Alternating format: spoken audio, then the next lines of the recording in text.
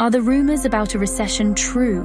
What is a recession? How does a recession affect you?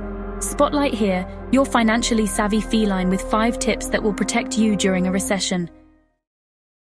A recession is a significant decline in economic activity, lasting more than a few months.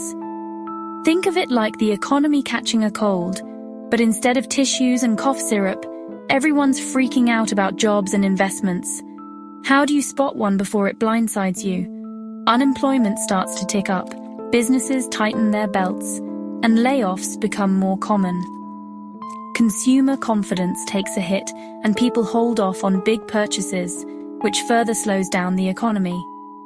The stock market often shows more volatility and a general downward trend.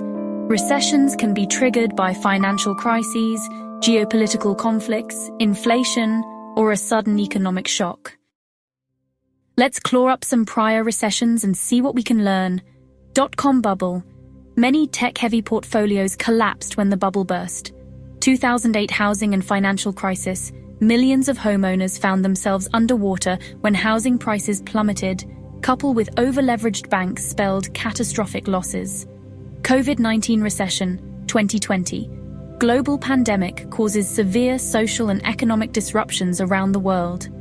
Despite financial hardships, innovation can thrive. Companies like Airbnb and Uber were founded or grew significantly during recessions. Don't panic, or I might bolt out of this room. Here are some short-term tips to get us chasing the right laser pointer. If you haven't already, start building an emergency fund. 3 to 6 months of living expenses in a high-yield savings account. Slash unnecessary expenses. Take a hard look at your spending. Are you subscribed to 1 million streaming services you barely use? Eating out more often than you cook at home? Finally, let's talk investments. Recessions can be a bumpy ride for the stock market, but don't panic sell. Instead, review and rebalance your portfolio. Make sure you're properly diversified and consider shifting assets to more defensive sectors, like food and basic household goods. Now that we've landed on our feet, let's start planning for the future, which better include my dinner. Remember that emergency fund we talked about? Keep beefing that up, aim for 6 to 12 months. Next, diversifying your income streams. Consider side hustles or freelance consulting or passive income sources like dividend stocks or real estate. Invest in yourself by getting certifications or skills that can improve your future prospects. If you're carrying high-interest debt, like credit cards, now is the time to get aggressive about paying it down. Finally, don't sleep on tax benefits and government support. Make sure you're maximizing your retirement contributions, taking advantage of any tax deductions or credits you qualify for, and stay informed about any government programs that can assist during tough times. Let's be real for a second. We've thrown a lot of financial knowledge at you today, and it can be overwhelming, especially when you factor in the stress of a potential recession. But here's the thing.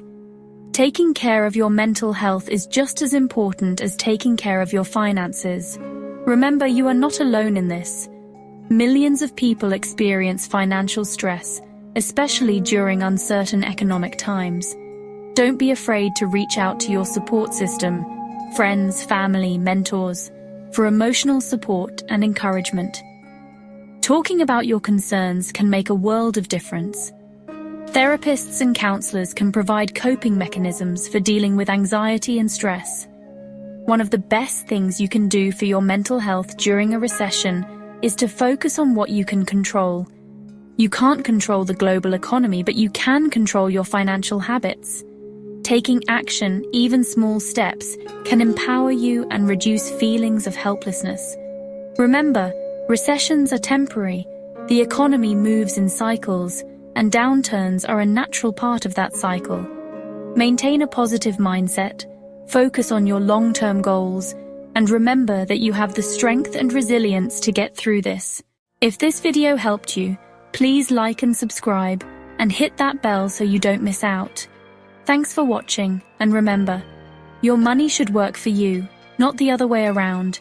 It isn't about being perfect, just consistent. Catch you in the next one.